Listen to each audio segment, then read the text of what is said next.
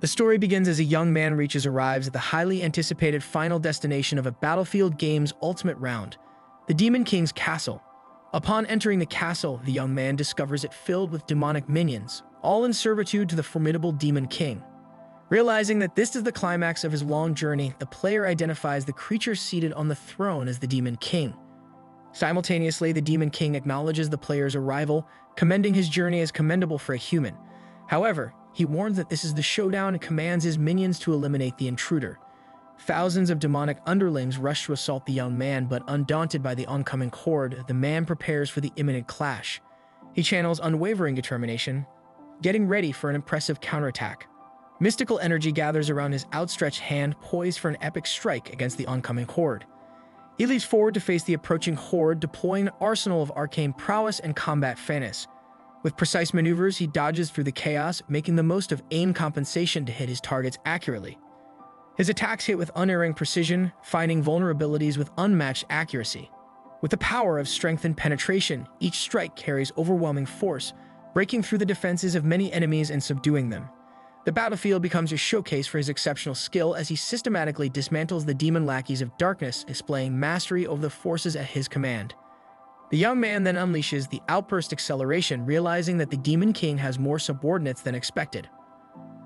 Undeterred by the overwhelming numbers, the man adeptly executes the Bullet Dance maneuver to neutralize the encroaching underlings.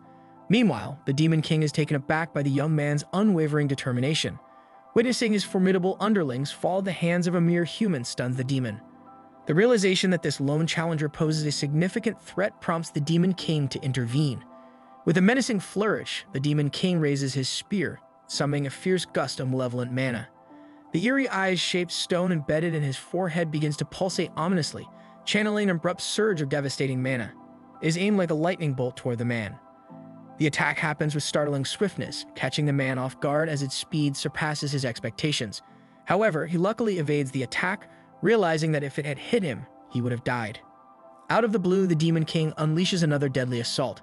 This time, instead of solely focusing on evading, the young man decides to retaliate and launch a counterattack against the Demon King.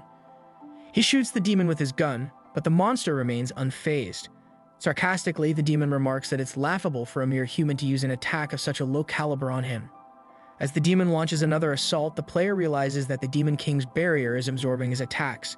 He wonders whether the rumors about the dark stone on the demon's forehead being the only vulnerable spot hold any truth. Amid the chaos, the young man decides to do whatever it takes to pierce through the barrier. However, all of his attempts prove futile as the Demon King creates a protective layer around himself, seemingly making it impossible to breach his defenses. The Demon King exudes confidence in his imminent triumph. He ridicules the young man's efforts, proclaiming that he will show him the vast difference in power between them with overwhelming magical prowess. Conjuring several vicious mana balls, the Demon King launches them simultaneously at Lennox, catching the character off guard. Despite his agility, the young man struggles to dodge the onslaught attacks. Suddenly, one of the vicious mana balls directly hits the man, causing his weapon to fall to the ground. Meanwhile, the Demon King taunts the man, saying his weak attacks can't reach him, no matter how hard he tries. The Demon King's arrogance stems from the belief that the mere player is no threat to his overwhelming power. In a sudden turn of events, the player seizes control of the situation by summoning a new weapon through a magical circle. Determined to test the Demon King's belief that nothing can breach his defenses, the player declares his intent to challenge this notion with unwavering determination. With resolve in his voice, the young man unleashes the power of the Moonlight Bullet, aiming directly at the dark stone barrier shielding the Demon King. The bullet cracks the barrier, and the unexpected breach of the impenetrable barrier enrages the Demon King. With a menacing proclamation, the demonic being asserts that the player's fate will be sealed by his hand and unleashes a ferocious surge of malevolent mana that envelops him. The player realizes he's trapped in the demon's relentless assault. Acknowledging the looming threat, he contemplates the impending danger of being consumed by the overwhelming force. Faced with the grim prospect of being overpowered, the player understands it's time to go all out or face inevitable death. In a sudden surge of resolve and urgency, he swiftly initiates the loading acceleration, followed by the consecutive shot compensation technique that is a rapid-fire barrage aimed to pierce through the Demon King's barrier. In a pivotal move to defeat the Demon King, the player unleashes his ultimate and final attack, Dawn's Judgment. The formidable power bursts out, shattering the dark mana enveloping the player, engulfing the battlefield in a radiant brilliance that overwhelms the evil presence of the Demon King. As the radiant energy engulfs the demon, the player seizes the moment and delivers a decisive blow, aiming directly at the Demon King's head. The shot finds its mark with precision, bringing a definitive end to the tyrannical reign of the vicious ruler. With the resounding defeat of the Demon King, the game reaches its conclusion. The player stands victorious, overcoming countless challenges and adversaries who emerge triumphant, bringing an end to the epic battle. The boy playing World Virtue Magic Marksman finds it fun, remarking that the magic skills are better than expected. He decides that this time around, the character he will choose in the updated World 3 will be the mage. Contemplating that a typical mage character would probably be boring, he decides to make a special mage through the world's karma system. This system offers the option to gain benefits at the cost of penalties involving risks that dissuade most people from utilizing it. However, intrigued by the idea of receiving additional stats despite the penalty traits, he decides to take the risk. The player sees this as an opportunity to create a character with distinctive abilities, willing to take on risks for greater rewards. The boy starts choosing several penalty traits like Puppet Insomnia, Mana Addiction, Chronic Headache, and Life-Draining Talent for his new mage character. He strategizes to maximize all magic-related stats to create what he perceives as the ultimate mage. Even though all of this ultimately makes the character he created look like a sick person, the boy doesn't care because, according to him, it is just a game character. Suddenly, a voice calls out, telling him to wake up. Startled, he awakens abruptly. As he opens his eyes, he's shocked to see himself transformed into the mage character he created in the game. His astonishment deepens when he realizes he is now in an unfamiliar room. Completely bewildered by this sudden and inexplicable transformation and change in surroundings, he tries to make sense of his situation. Reflecting on his last memory, the boy recalls the loading screen that appeared before the game commenced, bearing an intriguing line. First is a coincidence, second is inevitable, and third is fate. As soon as the loading screen ended, a black light emerged and he lost consciousness, feeling as if he was being pulled inward by a powerful force. Suddenly, a man forcibly pulls him out of bed, yelling at him to wake up. Pondering when Lennox will wake up, the man ferociously smacks his face and tumbles him off the bed. Looking around, the boy notices a crowd of people surrounding him. At that moment, he realizes that, as pathetic as it may be, he has become the weak character he had created. The man curses at him, berating him for still sleeping when it's time to work. He adds that if Lennox needs to be beaten up to come to his senses, so be it. As the man leaves, the boy's companions mock him, wondering how he could keep sleeping until the supervisor comes. One of them cynically remarks to let him be, as he's going to die anyways, and when that happens, the supervisor will take a beating too. Suddenly, the director, who had previously been cursing Lennox, fiercely commands them to hurry up and get moving. It catches them off guard, and abruptly, they follow the director's advice. The director then approaches one of the employees named Van, asking if he has ordered the Viper. Van confirms and promises to bring it upon arrival. As they depart, the boy contemplates that the director called him Lennox, realizing that it is the same character he created to enjoy the game. But he can't believe he has become stuck in this character's pathetic body. After 3 days, Lennox reflects on the passage of time since he first awakened in this place, which resembles some sort of factory. He still doesn't know a lot, but he finds himself adapting to the daily routine of this factory surprisingly quickly.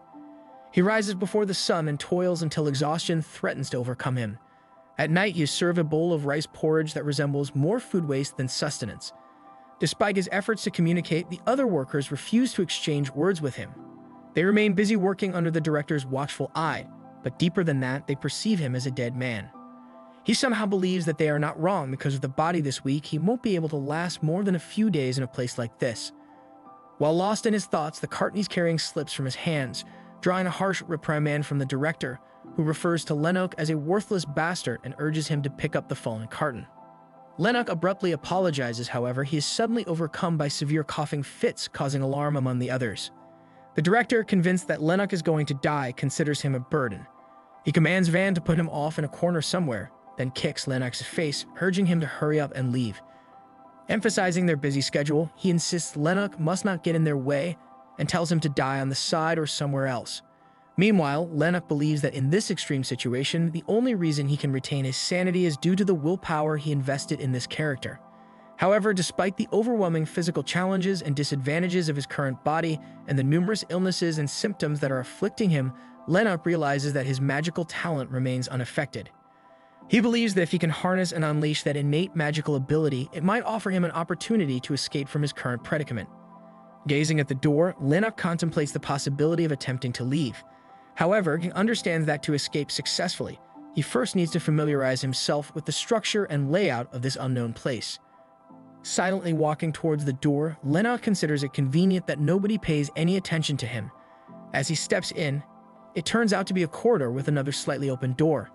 He wonders if it's a door that leads him to the outside. Intrigued, he cautiously approaches the slightly open door and covertly peers outside, hoping to catch a glimpse of what lies beyond. Lennox discreetly eavesdrops on the conversation between Van and another factory worker outside the room. The worker complains about the newcomers, noting that those recently brought in are notably slow in their work. Van expresses what can be expected from individuals they regard as leftovers, and suggests that these newcomers might eventually become more valuable or productive if they beat them enough. The worker then states that it's concerning whether they can make the delivery to the union the day after tomorrow. When Van ponders what the union members will do with their products for them to rush to their factory like this, the fellow worker responds that it's because the union takes their shredder and sells it to the Black Mage. Lennox is surprised to hear them talking about a Black Mage and realizes that magic exists in this world. If only he could use it. As Lennox processes this newfound information, Van shows his comrade a new body enhancer and asks him if he knows what it is. The worker answers that it is a body enhancer called Viper and inquires if it is different from the one that he has. Van tells him that it is the new Viper from Calvin and Cubs. The worker says that even though he knows the side effects of Viper, but asserts that they need it to keep those bastards in line. Van stresses that the new filter added to this strengthening liquid significantly lowers its toxicity. Lennox is taken aback as Van mentions that the tube contains mana, grabbing his attention and hinting at potential magical properties within this substance. As Lennox notices the substance, suddenly his eyes shift to a brilliant blue and his entire body begins radiating mana. A shock rings through him as if something had exploded inside his body. It was the sixth sense, which exceeds all the rest, or the third eye.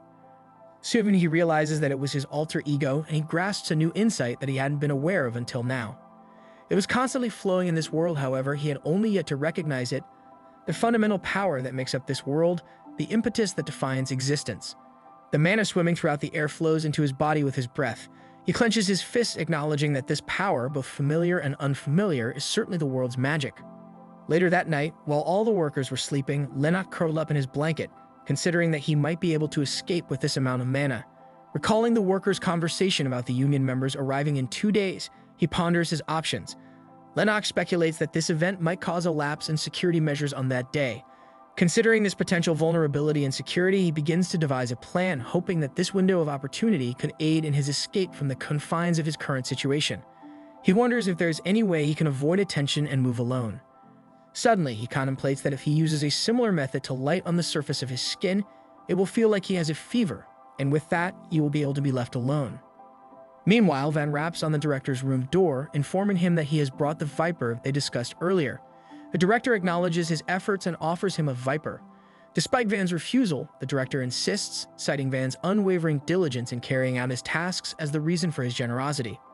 Eventually, Van accepts it and expresses gratitude with a simple thank you. Then the director inquires about Lennox, noting that the individual who appeared unsteady earlier seems to be deteriorating rapidly. He commands Van to take care of him, emphasizing that if Lennox stands out when a union member arrives, it will reflect poorly on them for no reason. Van agrees to comply with the directive. The following day, as the alarm blares, the workers wake up and abruptly hush to get ready, considering that today is the day the union members are coming, so the supervisors will be more annoyed than usual. Suddenly, their attention shifts to Lennox, who appears to be sweating excessively. Concern arises among them as they believe his fever seems quite severe. Some workers even speculate that he might have already passed away, pondering about the cleanup process if such an event were to occur. Meanwhile, Lennox pretends to be sick and observes the reactions around him. He perceives that his plan seems to have succeeded, noting the diversion of attention caused by his apparent illness. Soon, Van arrives and the rest of the workers consider that Van is planning on sending Lennox off. Clearly, one of them commands the rest of the workers to go to work, reasoning that seeing something like that won't bring them good luck for the day in the interim. Lennox is taken aback, wondering what it means that Van intends to send him off, clearly astounded because this situation wasn't part of his plan. Van forcibly grasps his shoulder and gives him the Viper, emphasizing that it's an active enhancer that temporarily improves his physical strength. Van adds that it's a cheap one, but it will be enough for the road Lennox has ahead of him. Lennox accepts the Viper, and as he consumes the enhancer, an astonishing transformation occurs within his body. Mana radiates from him, a phenomenon he finds unbelievable. Reflecting on the significant vitality provided by the active enhancer, Lennox contemplates that he did not think an active enhancer could have this kind of effect. He considers that Van must have run an errand to the supervisor's room, and after careful consideration of the situation, he resolves to change his escape plan. On the other hand, in the basement level of the factory's loading dock, the workers diligently load cargo into the containers. Meanwhile, the union council member confronts the factory representative, rebuking him over discrepancies in the number of products loaded. He takes credit for keeping the factory in operation and asserts that they are cutting some slack on the workers due to an ongoing indictment with the Human Rights Commission. Therefore, they must show sincerity. The factory representative abruptly bows down to apologize amid the commotion caused by the union member's behavior. Meanwhile, a bald supervisor named Mark witnesses all this, appearing visibly disturbed. He comments on the behavior of the union members, expressing frustration. Unexpectedly, Lennox arrives there with a container, which startles Mark. Lennox informs him that he is on an errand to go to the director's office, but it's locked, so he requests Mark to unlock the room. Mark yells at Lennox, asserting that he is already busy and inquires about the errand. When Lennox reveals that it's called Viper, Mark reluctantly agrees to lead him to the director's room and urges him to follow. On their way, Mark continues reprimanding him, claiming that he is busy, and asks why someone asked a bastard like Lennox to go on this errand, wondering where they find a guy like him. He then unlocks the door and urges Lennox to put that container in the office quickly. All of a sudden, Lennox gathers his mana in his fists and abruptly strangles Mark with a mana bolt until he falls unconscious. Lennox swiftly seizes the keys near Mark's feet and embarks on a quest to uncover the elusive Viper concealed within the room. His search leads him to discover a surprising duo, a gun and a jacket, which he grabs without hesitation. Following a thorough search, he finally uncovers the coveted Viper hidden beneath the bed. Recognizing its remarkable properties capable of miraculously dispelling exhaustion and pain, he eagerly claims one for himself. He marvels at its potent abilities, since he came here only for this. Suddenly, the director comes across the room and is taken aback by the smell of Viper. He abruptly enters the room, yelling, demanding to know who dares to rest in there, and is taken aback to find his comrade Mark lying unconscious on the floor. Meanwhile, unbeknownst to the director, Lennox gathers his magic to attack him, but the director barely manages to evade it. Witnessing Lennox wielding magic astonishes the director, while Lennox realizes he lacks enough magic for another strike. The director regains his composure and moves to attack, but before he can proceed, Lennox brandishes the gun and aims it at the director. Startled, the director halts his action, raising his hands in surrender. He pleads with Lennox to calm down and resolve the situation through dialogue. He apologizes to Lennox for his actions, claiming he was following orders and had no choice. He pledges not to inform anyone if Lennox spares his life. While Lennox suspects it's a lie and isn't ready to believe a word, he ponders if he can bring himself to shoot a person. Suddenly, a voice inquires about the director's whereabouts from outside the room. Sensing the urgency, Lennox prevents the director from responding and remains silent in a covert plea. The director implores Lennox to spare his life and subtly points towards a nearby door, indicating that it leads to the basement parking, offering an escape route for Lennox before the approaching individual arrives. However, Lennox appears hesitant to believe his words. Meanwhile, the director's comrade wonders if he is napping again. Reflecting on director's behavior of coming to work to beat up others, he feels that the director makes him do all the work. Considering that the director might be inside his room, he proceeds toward the director's room to check on him. However, as he opens the door and begins to inform the director that the members of the rally are looking for him, he gets completely shocked by what he discovers. Meanwhile, Lennox swiftly drives the car into the basement where Van is on duty. Van initially assumes it's Mark in the car, but he is taken aback when the car abruptly halts in front of him, and to his surprise, Lennox is sitting in it. Lennox brandishes a gun at Van, urging him to open the door. Trembling in fear, Van agrees to open it, pleading with Lennox not to shoot. After a tense moment, Van nervously informs Lennox that the gate is opening, and he can just leave right now. Meanwhile, the director's comrade discovers Mark and the director lying dead on the floor of the director's room. Anxiously, he contacts Van on the walkie-talkie, commanding him to close the exit, while Lennox, still pointing the gun at Van, overhears the conversation. Van, feeling threatened, claims the walkie-talkie appears to be malfunctioning and offers an apology. In a moment of panic, Van abruptly switches off the walkie-talkie. Sensing the threat, Lennox reasons that leaving Van behind could pose a problem, and ultimately shoots Van dead. Lennox's high mental strength, level-headedness, and rationality surpass his guilt and fear, enabling him to maintain his sanity during his escape. As he encounters another gate, he doesn't hesitate. Instead, he swiftly shatters the barrier by increasing the car's speed. He realizes that his level-headedness, which grows even stronger in extreme situations, is unmistakably a mage's talent. In the AC-Ish's building, a mysterious man wearing a cloak is being chased by security personnel, and despite their attempts to halt him with gunfire, they fail to hit their target. As the chase continues, the mysterious man is startled to encounter a window ahead. Realizing he has no other option, he jumps through it without hesitation. His daring startles the security personnel as they can't believe he jumped from such a height, leading them to assume he must be dead. The security head retrieves a piece of the man's clothing stuck in the window and orders his underlings to descend and search, insisting that they must find his corpse. On the other hand, Lennox arrives at the magical engineering city of Balkan and is completely captivated by the stark contrast it presents from the game world 2.0. Here, everything seems to have a hint of mana mixed into it. Lennox can sense the familiar power he felt in the factory on the streets of Balkan City, indicating a significant mana contribution to this world's civilization. However, he feels exhausted from pushing himself too hard while trying to escape. He releases a deep, weary sigh and considers using the Viper. After contemplation, he decides against using it too early, reasoning that he only has a few doses and should reserve them for emergencies. He then makes his way towards a hotel to rest. It takes him an hour to reach the place as he had discarded his car, and thankfully, no one chased after him. Now he can finally rest for the time being. Upon arriving at the hotel, he longs to collapse onto the bed for some much-needed rest.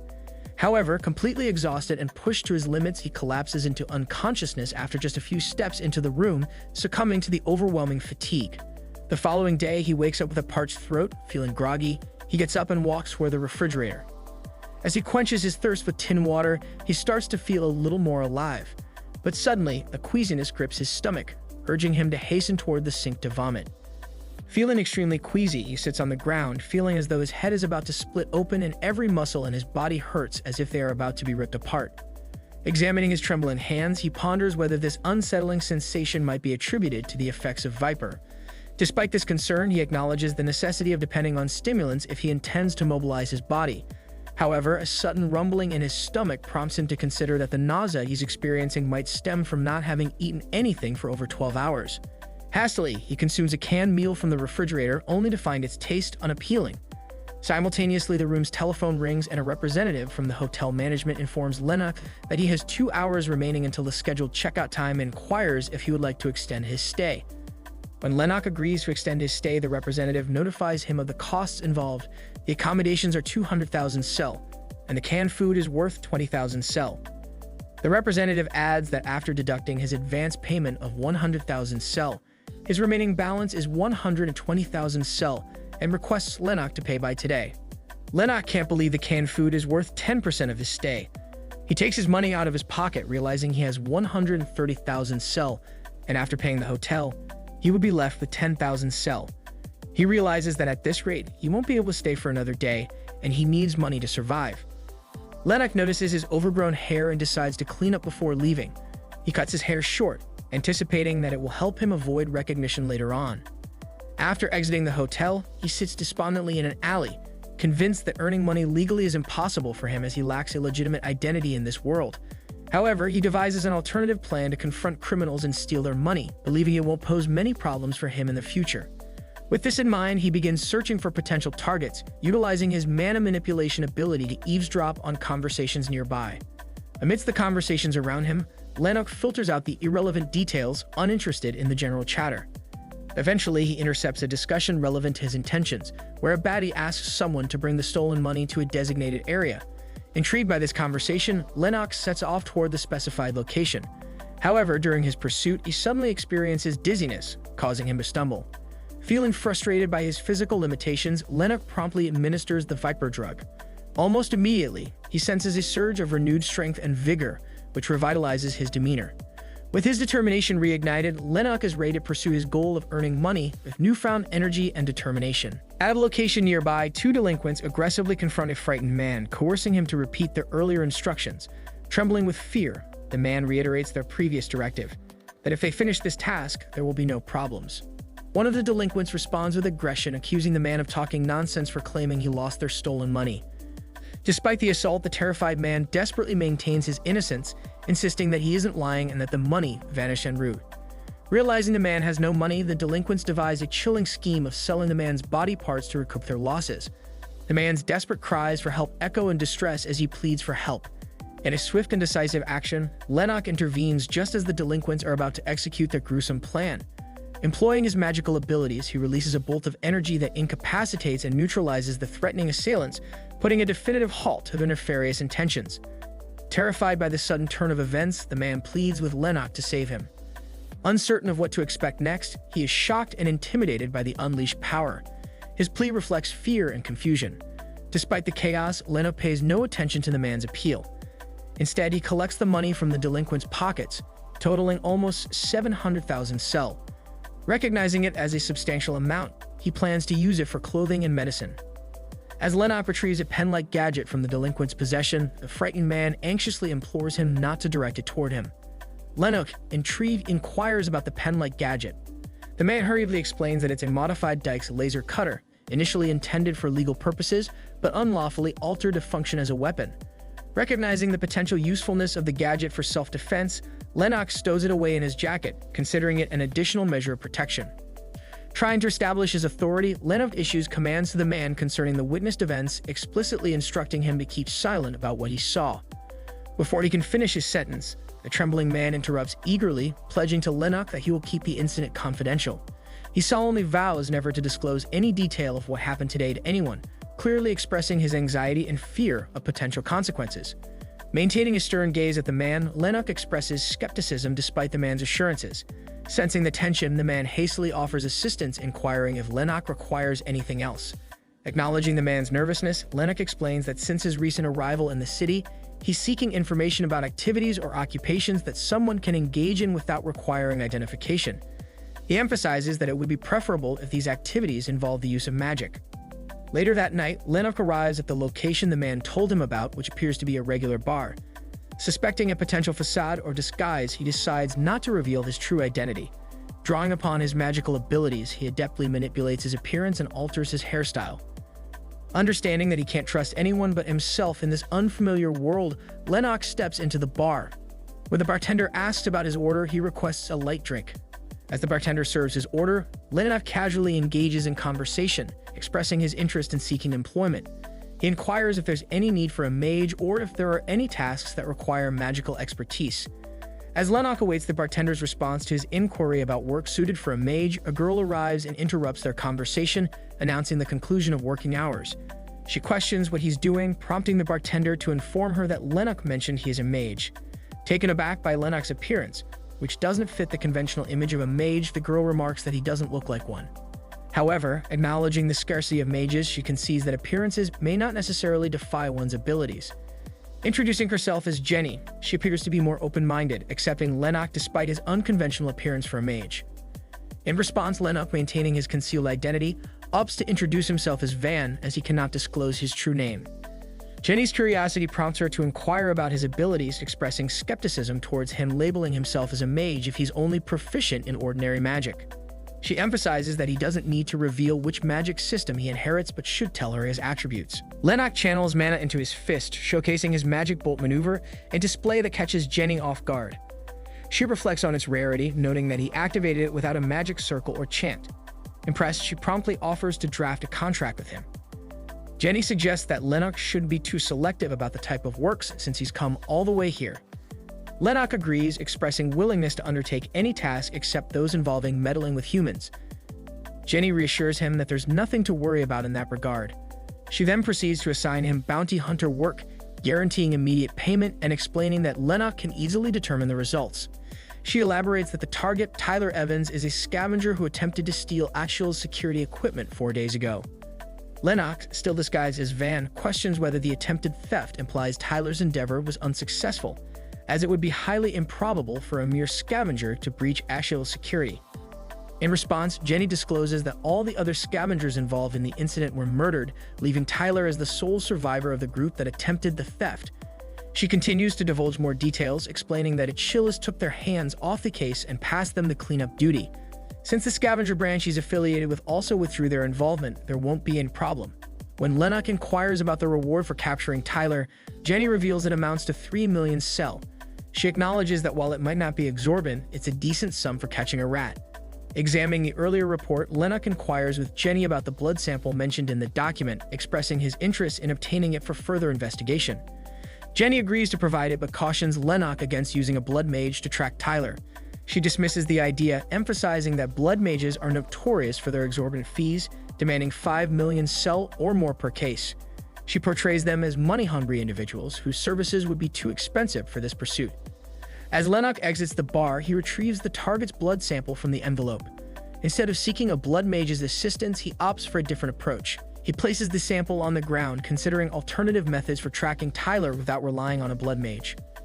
Contemplating his understanding of basic magic, Lennox recalls the common spells he developed while in the Game World 2.0. He mentally reviews the list of common magical techniques he devised during his stay there. Intrigued by the potential applications, he ponders whether any of these spells could help him track Tyler without relying on expensive or specialized magical aid. Soon, Lennox realizes that the most suitable magic for the situation is the Hunter-type class magic known as Bloody Chase. Casting the maneuver on the cloth containing the target's blood, he transforms the sample into a crimson snake, a manifestation of the spell. The snake swiftly guides Lennox to an abandoned train station, where it comes to a halt beside a solitary man. The man spins around, startled and bewildered by Lennox's sudden appearance. Meeting his gaze, Lennox confronts him sternly, revealing that he has found him and addresses him as Tyler Evans. Tyler abruptly tries to flee, wondering how the young man found the place. Meanwhile, Lennox reflects that he came prepared to defend against any incoming attacks, but never anticipated Tyler's immediate escape. Lennox finds it more troublesome and contemplates the limitations of his current physical form. Recognizing the difficulty of chasing someone down in his current body and lacking confidence in long-range attacks, Lennox utilizes his magic to create a sound wave maneuver. This is intended to impede Tyler's flight and potentially hinder his escape. As the magical sound wave strikes Tyler, he stumbles and collapses to the ground, clutching his ears in excruciating pain as they begin to bleed. Meanwhile, Lennox advances toward the Tyler, asserting that he shouldn't have just run away. Out of nowhere, Lennox is targeted by a sniper shot. Fortunately, his magical protective layer acts swiftly, intercepting and deflecting the incoming bullet. Surprised by the unexpected attack, Lennox is momentarily taken aback but swiftly realizes that his decision to create a defensive magical barrier as a precautionary measure was prudent. He reinforces his defensive measures by activating another strengthened barrier, considering that at this level, he should be able to withstand even an anti-tank missile. Using his mana manipulation skills to search for the sniper, Lennox extends his sensory reach within a 1-kilometer radius. However, to his surprise, he detects nothing in the immediate vicinity. He wonders if that means the sniper shot from more than 1 kilometer away or used camouflage techniques to evade simple mana detection. As Lennox contemplates the reasons behind the attack, he considers what motives someone might have to shoot him in his current appearance. Reflecting on the situation, he takes note of the broken barrier's location and the direction from which the shot came. He realizes that he isn't the target and the sniper is after Tyler. Lennox guesses that the sniper was trying to silence Tyler and was probably a scavenger, but he dismisses this assertion since he doesn't care about their affairs. However, he acknowledges that it's a different problem if they get involved in his matters. Lennox seizes the gun and points it at the man, resolved not to let the sniper who dared to kill Tyler in front of him escape. He cannot allow the image of Hunter Van to be tarnished, so he decides to shoot Tyler himself. As he delivers a fatal shot to Tyler's head, Lennox believes that the more ruthless and cold-blooded he appears, the fewer people will dare to challenge him. Meanwhile, the sniper targeting Tyler is surprised to witness his target being killed by someone else. Turning around abruptly, Lennox detects the presence of the sniper atop a nearby building. The disturbance in the sniper's mana wave upon Tyler's death alerted Lennox to his position. Noticing Lennox looking in his direction, the sniper wonders if he has been discovered. Meanwhile, recognizing the sniper proximity within a kilometer, Lennox recalls possessing a specific magic tailored for this range. During his recollection on common magical spells, Lennox recalls one that boosts off power that can be held in one hand, a magic that represents the lightning magic. With a determined single-handed gesture, he raises his fist skyward, leaving the sniper perplexed about his intentions. The sniper wonders if it's magic and ponders whether Lennox will retract his spell or what his next move might be. In an instant, prompted by Lennox's execution of Thunder Calling, the sky transforms into a brilliant blue hue crackling with lightning, catching the sniper entirely off guard.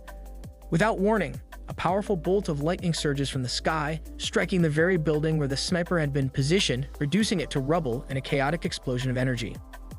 Observing the wreckage of the building, Lennox marvels at the staggering might of the maneuver, realizing it surpasses anything he had witnessed in the game. Now equipped with Thunder Calling, he feels assured in declaring himself a lightning mage to others. Approaching the demolished structure to inspect the aftermath, Lennox finds no trace of the sniper. This leads him to conclude that the sniper, undoubtedly an extraordinary individual, must have managed to escape, leaving behind no discernible trail. However, instead of chasing the sniper, he contemplates that the display was enough of a warning and for the name of the lightning mage, Van, to be made known. Later, he returns to the bar and brings in the bag, stating that it contains Tyler Evans. However, since the bar is crowded with customers, the bartender suggests using the back door behind the building for discretion. Lennox agrees but instructs the bartender to take the bag and go there first. Stepping in through the back entrance, Lennox arrives just as the bartender is about to inspect Tyler's body. Realizing his oversight, the bartender quickly informs Lennox that this particular entrance should be used exclusively for work-related purposes.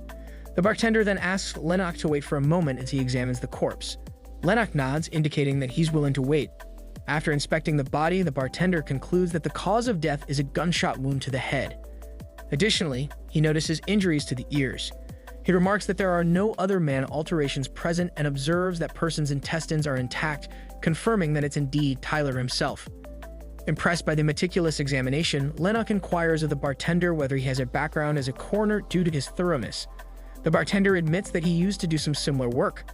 Then the bartender asks Lennox if he wishes to claim his reward immediately, specifying that the amount will be 270,000 sel after subtracting a 10% processing fee.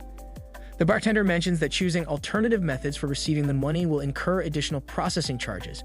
When Lennox inquires about these other options, the bartender elaborates, explaining that alternate methods include utilizing borrowed name bank accounts, investing in bonds or stocks, and occasionally involving more intricate money laundering procedures at the request of some individuals. Meanwhile, Lennox wonders if the financial regulations in Balkan are similar to those on Earth. Shortly after, Jenny arrives and applauds Lennox for his swift work, acknowledging the speed with which he presumably completed the task. She remarks that it seems he needed the money urgently. She then takes a seat and notes that in bounty hunting, it typically takes longer to find the target than to eliminate them. Curious about Lennox's abilities, she asks what talents allowed him to locate and dispatch Tyler so quickly. Lennox responds casually, attributing his success to sheer luck. Impressed by Lennox's capabilities, Jenny expresses her willingness to continue working with him due to his evident competence. However, when Lennox suggests arranging other work, Jenny denies it, urging him to go back for now. She explains that they need to hand this to a Chills and find out what the scavengers are up to. Lennox asks her whether it's too early for her to trust him. In response, Jenny remarks that they both are on the same wavelength, suggesting that they may need more time to get to know each other, likening it to dating. However, Lennox dismisses her assertion, stating that he doesn't think that's the reason. He then leaves the bar, stating that he will visit again soon. As Lennox leaves, the bartender informs Jenny that he tried to bypass the scavengers network and found something interesting. Jenny asks the bartender if he is still monitoring the rundown network, and in response, he hands her the tablet, informing her that Van's mission is recorded. As Jenny watches the recording, she gets amazed to see all that happened. The next day, Lennox visits the Balkan City Library with the intention of learning more about the magic system of the world. He also seeks ways to increase his lifespan, which is dwindling due to the karma system. Observing the section on time-related magic, Lennox recognizes its potential significance. He anticipates that within this domain, he may discover potential solutions among the highest-ranked unique magical practices. Lennox gathers several magic books and settles down to read. He focuses on the Mana Theory book from the library's extensive collection. Its contents enlighten him about mana patterns, revealing that each mage possesses a distinct and unique mana pattern. He discovers that archmages at level 8 or higher possess the ability to manipulate these patterns, offering a glimpse into the possibilities of altering one's mana pattern. Encouraged by this revelation, he resolves to try out the mage's thumbprint maneuver detailed in the book. Reflecting on the text mentioning that archmages of level 8 and higher can alter these mana patterns, he contemplates the significance and strength associated with being at level 8 in the mage hierarchy. As he meditates on the potential power and influence of level 8 mages, he infuses mana into the maneuver described in the book. As he channels mana into the technique, he observes the pattern shifting and changing in response to the flowing mana. Though uncertain of the actual strength associated with level 8, he acknowledges his proficiency in this magical manipulation. While engrossed in reading the books, Lennox fails to notice that the entire library is empty. However, he soon notices a stark contrast from his initial expectations and experiences a fundamental shift in his understanding. The concept of common magic, which he previously knew about, seems to have entirely vanished, leaving him in a realm of new and unfamiliar magical concepts. Lennox reflects that magic can be categorized into two more significant categories: unique magic and common magic. Unique magic represents a singular type of magic that each mage can learn, which is more specialized and powerful. Conversely, common magic is not that deep or powerful, but it offers a vast array of applications irrespective of attributes or its targets. While this distinction held true in the game World 2.0, in the current world, references to common magic are notably absent from documented sources. This realization perplexes Lennox, raising questions about how he could have employed a concept that seemingly does not exist in this realm. Despite his character's remarkable abilities, it appears implausible for him to utilize an idea that lacks existence and recognition within this world. Lennox grapples with questions as his search for information about time-related unique magic or revelations about common magic yields no results. This lack of progress leaves him with more unanswered questions and minimal advancement in his quest for solutions. Lennox lets out a deep sigh as a girl named Eris Richelin approaches him. She offers unsolicited advice, suggesting that it would be better to give up. Turning towards her, Lennox listens as she continues, suggesting that aspiring to become a mage is futile. She advises him to abandon such aspirations as hope only leads to enduring pain.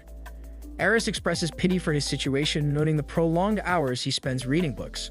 She suggests that merely dedicating time to studying won't grant him the status of a mage. Eris believes he's far too late to pursue that path and recommends focusing on subjects like theoretical magic engineering instead. She implies it might be a more practical and achievable pursuit for him. Eris emphasizes that he can only learn magic by attending a school or university. However, she points out that without any foundations, he can't enter a university. Even if he gets in by luck, he won't gain anything from the lectures.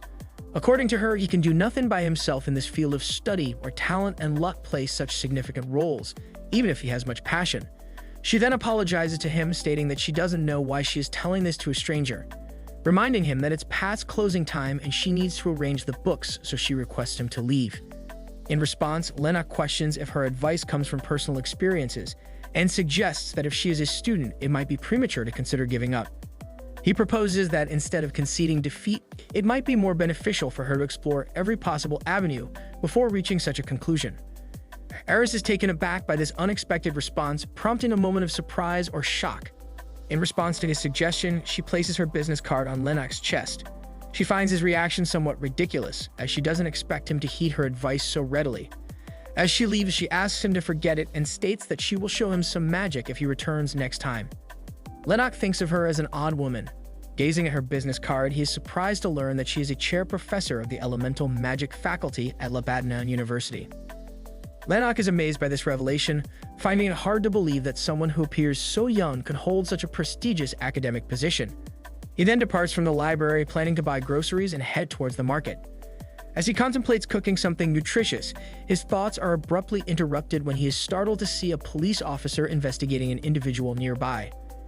Feeling anxious, Lennox quickly turns around, attempting to remain composed, and wonders if they might be looking for him. As he continues walking, someone calls out to him. Lennox turns around and asks the girl if she is talking to him.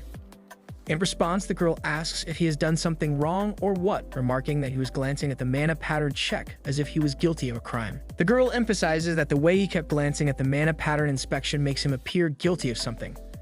At that moment, Lennox realizes that the mana pattern is like a fingerprint, and that is how things are inspected in Game World 3.0.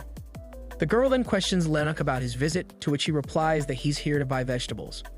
Reflecting on his distraction, he realizes he nearly walked past the stall while lost in thought. Surprised, the girl asks Lennox if he's a customer.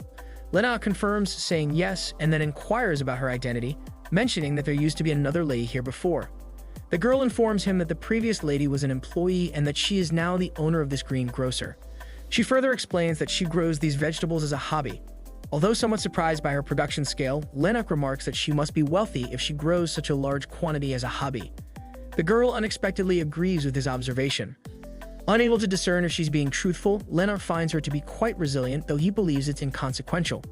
Noticing him lost, she asks once more if he plans to buy anything. Lennox maintains his uncertainty and responds that he's still contemplating his choices.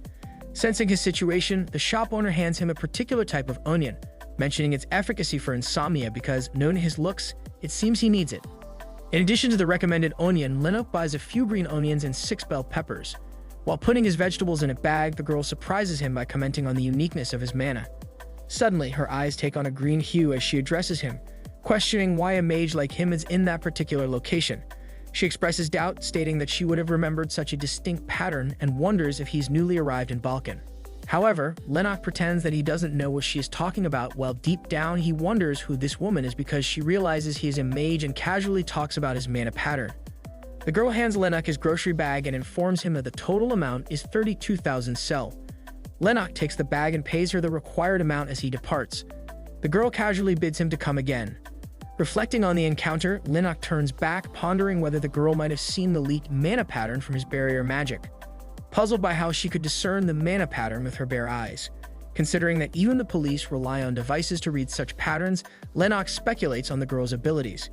He considers the possibility that she possesses a particular skill, or she might be a powerful mage, both of which he perceives as potentially unfavorable circumstances for him. This unexpected recognition by a complete stranger prompts Lennox to pay more attention to his magic and makes him resolve to be more cautious in controlling and concealing his magical abilities. After that day, he spent days in his hotel room researching magic to improve the common magic he already knew. However, he still couldn't find a clue regarding inherent magic, and his body didn't improve. He had to depend on drugs for the time being. He needed a proper identity and enough money to afford better drugs.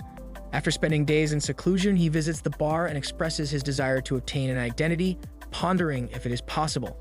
Jenny acknowledges that obtaining an identity is possible, but comes with a hefty price tag, roughly around 20 million sel. Nonetheless, she assures him not to worry about the cost because she plans to offer him a new job opportunity. She further informs him that there are numerous well-paying jobs available that align with his magical abilities. Lennox ponders the work she's proposing. She elaborates that this one's a request from a business that will potentially yield more money than bounty hunting. She acknowledges that Lennox prefers bounty hunting but emphasizes that taking those requests from companies will be lucrative if he thinks about the earnings. Sarcastically, she ponders if he enjoys chasing insane criminals, to which Lennox, still in his van persona, affirms that he doesn't like that pursuit. Jenny commends his remark and then invites him to go somewhere else to talk. After taking him to a separate room, she informs him that the target of the requester is Charlotte Corporation's new makeup factory in District 42. 80% of the construction fee was government-funded, so there's a bit of drama on that front.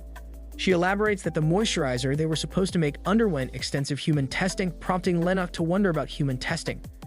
Jane reveals that Charlotte Corporation is famous for anti-aging techniques that are supposed to regenerate even dead skin. There's evidence that they even stripped an entire face's skin off a person in the development process because they wanted to recreate a perfect environment or something. Lennox is startled and anxiously ponders if the truth has already been revealed, as he fails to see what more work needs to be done. However, Jenny dismisses his assertion, stating that there's no way Charlotte Corporation would relinquish the factory. She adds that they even received funding from the government, so they wouldn't be concerned about some nasty rumors. As Lennox checks the details on the laptop, Jenny elaborates that the requester this time is Veritz Corporation. They recently entered the makeup business and aim to outdo their competition, Charlotte. She explains that Veritz' request has only two conditions. First, hacking after infiltration, with a reward of 350 million sel for Charlotte's makeup manufacturing data. And if he doesn't want to do the first condition, then the second one is to receive 50 million sel for destroying the factory beyond recovery. Lennox remarks that the first condition sounds impossible. Jenny concurs, stating that 350 million sel is insufficient to hire someone skilled enough to infiltrate and hack. According to her, this offer might be more of a test to see if anyone naive enough would take the bait, while the genuine intention lies in destroying the factory. With confidence, Lennox readily agrees to take on the assignment, displaying his assurance. Jenny praises his confidence and willingness to accept the job despite its potential risks and implications. Jenny then mentions that she will introduce a partner working with him on this. However, this catches Lennox off guard because she hadn't mentioned it earlier. Suddenly, a person dressed entirely in a Deadpool costume bursts into the room, leaving Lennox wondering about their identity. Jenny introduces Dylan O'Casey to Lennox, revealing that he's a mercenary affiliated with Antares. She adds that he is famous for being cheap to hire. Dylan, however, questions how the mage will perceive him if Jenny introduces him in such a way, emphasizing the significance of making a good first impression. Jenny responds in a lighthearted manner, sarcastically referring to him as a crazy masked dude, which leaves Dylan feeling a bit offended. Dylan then greets Lennox, inquiring if he is his partner for the job and mentioning that he heard he is a mage. In response, Lennox introduces himself as Van, specifying his expertise as a lightning mage. Lennox wonders about the rationale behind having a partner, prompting Jenny to explain that she sought an additional person as the job seemed too overwhelming for just one individual. In a sarcastic tone, Dylan asserts his capability to handle the job alone, claiming that Jenny had mentioned the possibility of hiring one more person, so he was waiting accordingly. Jenny looks sternly at Dylan, indicating disagreement or disapproval toward his false assertion about being fine to handle the task solo. Noting Dylan's non-serious attitude, Lennox comments that he would prefer if Jenny let him know ahead of time if he has to work with a partner, and Jenny concurs, stating that she will keep that in mind. Lennox then questions if they will divide the 50 million cell in half, while Dylan responds that Jenny probably takes a bit too. However, Jenny acknowledges that she has made a mistake this time, so she won't take any, which startles Dylan. While Lennox is taken aback that she made up for the mistake on the spot, Dylan starts mocking her about how that is possible and what's up with her today because she loves money. Lennox considers it an excellent way to make up for this mistake, but he wonders if it is really a mistake or if she's just trying to push boundaries with him.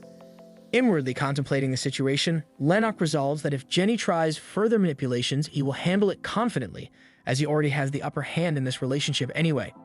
Meanwhile, irritated by Dylan's mockery, Jenny smacks Dylan's head on the table, accusing him of being at fault. She then turns to Lennox and asks if they should look at the factory blueprint. In contrast to the underdeveloped 50s district, the 40s districts, especially those with lower numbers, boast substantial facilities that are entirely satisfactory even compared to the high-ranking numbered districts. The targeted factory is located in District 42. She's in pretty good shape. While walking towards the factory, Dylan struck up a conversation with Lennox, noting Jenny's apparent high regard for him. He reasoned that Jenny wasn't typically the type to easily give up on money, implying that her willingness to forego fees for Lennox suggested a special consideration. Dylan adds that typically Jenny would take some processing fees, but he speculates that she believes fostering a positive relationship with Lennox is a more advantageous choice in this scenario. Meanwhile, Lennox contemplates if Dylan was listening to their entire conversation at the bar and wonders if he is the type to hide who he truly is with his flashy appearance. Then Dylan hands him a business card, prompting Lennox to wonder what this is for. Dylan informs Lennox that he doesn't need to stick to just one place for work. Lennox asks if he is trying to recruit him right now, and Dylan responds that there is no harm in befriending as many mages as possible. In fact, he believes it could benefit Lennox. He acknowledges that his office might be rough, but he adds that his agency has many guys skilled at using their bodies like him. However, he asks Lennox to keep what they are talking about a secret from Jenny. Lennox sarcastically responds to Dylan's smooth talk, indicating that he'll see if Dylan's work matches up to his words.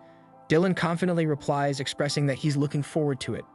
After a while, they reach the Charlotte factory, and Lennox covertly spies on the area by perching on Dylan's shoulder to get a better vantage point. Lennox notices that the security measures does not seem very tight, more precisely it's way too sloppy and inadequate.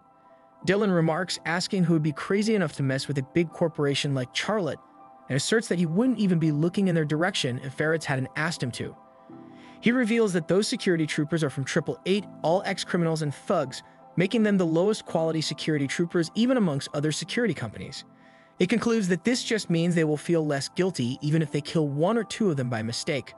Lennox then turns around to start their mission, but Dylan halts him, pondering if he will work with his face exposed. Dylan says that their security might be sloppy, but there's still no need for Lennox to expose his identity, so he offers a clown mask to Lennox to cover his face. However, Lennox doesn't accept it and walks away, stating that it doesn't matter. Dylan insists that he can't do that because it's dangerous and asks what if Charlotte's security chases after him because of Lennox. Reluctantly, Lennox agrees, improvising by covering his face with his turtleneck shirt. He asks Dylan if it's enough, to which Dylan responds that it's sad, but it will have to too. Then they set out to commence the mission. The strategy for this request is simple. Dylan infiltrates the factory through the back door and attracts attention, while Lennox enters through the warehouse, heads further inside, and destroys the factory. While the plan may seem uncomplicated, Lennox keeps an eye out for potential variables. Suddenly, Dylan abruptly barges into the factory and assaults the two guards in the yard. In no time, he spots another guard who appears to be alerting additional guards using a walkie-talkie. Dylan hurriedly approaches the guard and swiftly subdues him before he can relay any warnings to the rest of the security team. Meanwhile, Lennox is amazed by his performance, realizing that his earlier worries were unfounded. He acknowledges Jenny's knack for choosing competent individuals before taking any action. Lennox uses the Viper and then heads towards the warehouse, intending to get started on the mission. However, upon reaching the warehouse, he discovers that the door is locked. Without any alternatives, he retrieves the Dyke's laser cutter from his pocket, which he obtained from the delinquents, and decides to use it to open the locked door. Upon entering, Lennox confronts an elderly security guard holding a gun, visibly trembling. The guard commands Lennox to raise his hands. Recognizing that the guard is just an ordinary employee and not a highly trained security operative, Lennox swiftly employs the natural sleep maneuver. This technique renders the guard unconscious, causing him to collapse to the ground. Lennox then reflects on the importance of preventing innocent civilians from getting involved in the impending explosion. Employing an invisible string, he controls the unconscious guard using the marionette maneuver, causing the guard to walk out of the factory like a puppet being controlled by strings. As he descends the stairs, Lennox overhears the commotion and chaos within the factory, inferring that Dylan is effectively drawing attention as planned. Observing the situation, Lennox assumes that everything will go smoothly until the mission concludes, unaware that a beast awaits them. Meanwhile, a security trooper attempts to shoot Dylan, but he swiftly incapacitates the fighter by striking him with a bag. As he moves ahead, Dylan realizes that there were more lower-level security personnel than he expected. Upon entering the factory's working area, Dylan is surprised to discover the absence of any troops inside, assuming they might have pursued the mage. However, his astonishment is short-lived. As he moves forward, Dylan is suddenly confronted by dozens of troops aiming their laser guns directly at him. Despite the alarming situation, Dylan stays composed. He even finds satisfaction in the unfolding events. Meanwhile, one of the troopers warns him that they will open fire if he doesn't bow down in 5 seconds. Nevertheless, despite the imminent danger and the trooper's threatening stance, Dylan acknowledges that the assembly of so many fighters around him is a testament to his proficiency and skill in his line of work. He remarks that now he doesn't have to hunt each of them down anymore. Afterward, an aura of mana emanates from Dylan as he swiftly launches an aggressive attack against most of the troopers using his dagger. Despite the remaining guards opening fire on him, he skillfully evades their shots, effortlessly overpowering them with his superior skill. Standing firm and in control, Dylan sternly ponders who will be the next one to face his prowess. Meanwhile, Lennox notices the presence of a temperature-controlled gas system, a common feature in large factories. He forcefully rotates the gas valve to turn it on and asserts that this quantity of gas will be sufficient to cause a substantial explosion, potentially engulfing the entire area. As the gas starts leaking, he employs the ignite maneuver to light a spark. He considers that creating flames isn't difficult as he just used elementary ignition magic. Now all that is left for him is to set this spell to activate after both he and Dylan escape. Lennox then contemplates that he should thank the vegetable stall lady because after meeting her, he worked on changing and utilizing common magic, which taught him that simple common magic could be combined. He then creates a magic timer and sets it to 5 minutes, planning to evacuate the factory before the timer runs out, ensuring a safe exit from the impending explosion. Suddenly, he hears a commotion and wonders what that sound is. At the same time, Dylan, who is dealing with the guards, also notices the commotion. Someone attempts to forcibly enter the factory by trying to breach the metal shutter, causing a disturbance that grabs Lennox's and Dylan's attention. Shortly after, the shutter collapses and a crocodile-like creature strides in and addresses Dylan about the chaos he has caused. Lennox abruptly rushes out of the basement to know the reason for the commotion and is taken aback to see the giant crocodile-like man. He hides behind the pillar to contemplate the situation. Seeing Crocodile, Dylan remarks that it's been a while as it seems they already know each other. In response, the crocodile comments that it's nice to see him again and asks Dylan about how the Andreas kid is doing. Dylan assures the creature that Andreas is indeed alive and in good health. The crocodile asserts that he doubted him when he said he wanted to start a business and left by himself. However, it seems he has something up his sleeve after all. Undeterred, Dylan acknowledges that his boss is quite the pioneer, to which the creature laughs sarcastically and asserts that Dylan must understand the situation he is in. Dylan asks the crocodile how much they pay him, and the crocodile answers 10 billion. Dylan turns his head down and curses himself. Upon hearing that they have paid the creature 10 billion sell to kill them, Lennox is startled. The crocodile assures Dylan that he'll make his death painless for Andreas' sake. However, Dylan confidently responds, stating that killing him wouldn't be easy. He then asks if he could toss him that bag. The crocodile casually tosses the bag towards Dylan, referring to it as a toy. As Dylan extracts the spear from the bag, he firmly declares that this toy will inflict significant pain. The crocodile smacks him aside with a mere punch, commenting that he is silly as ever. Dylan realizes that the spear isn't effective and swiftly retrieves an axe from his bag. He rushes to assault the creature, but his confidence wanes as the crocodile consistently overpowers him, regardless of the weapons Dylan attempts to wield. Meanwhile, Lennox is taken aback to see the situation unfold, pondering what he should do if the creature continues to overpower Dylan with brute strength. He realizes that there are only 2 minutes and 17 seconds left until the ignition's activation, and they are cutting it close. Observing Dylan's behavior, Lennox acknowledges that the crocodile is definitely on another level. With resolve, Lennox gathers his mana in his fist, determined to contribute what he can before making his exit. Conversely, unaware of Lennox's presence, Crocodile expresses disappointment in Dylan's display of power, remarking that Dylan isn't as formidable as before and lacks the bloodthirst he once possessed. Dylan acknowledges the crocodile's strength, but retorts that it seems the crocodile is growing stronger over time. With a crimson aura emanating from him, Dylan covertly retrieves his concealed daggers and wonders if the crocodile can feel the bloodthirst now. Dylan rushes to assault the creature, but his attacks are effortlessly deflected by the crocodile's bare fists. Dylan continues to put up a tough fight, but his efforts prove futile as the crocodile skillfully thwarts all his attempts. Just as the crocodile's attack is about to strike again, Lennox intervenes. He swiftly employs his lightning bind magical maneuver, causing lightning bolts to trap and immobilize the gigantic creature, rendering it unable to move. Dylan considers it their first and last chance to defeat the old bastard and leaps to assault him. However, before Dylan can execute his move, the crocodile effortlessly shatters the effect of Lennox's maneuver. Initially struck by Lennox's maneuver, the crocodile quickly regains his composure and deflects Dylan's assault by strangling him tightly. The crocodile sternly questions Dylan about why he didn't mention his association with a mage friend, sarcastically expressing amusement at the sudden revelation. The crocodile comments that he sees Dylan trying a bit and finds it cute. He asserts that he will deal with Dylan first before playing with his little mage friend.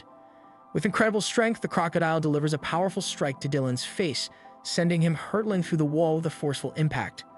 The sheer force behind the blow causes Dylan to crash outside the building.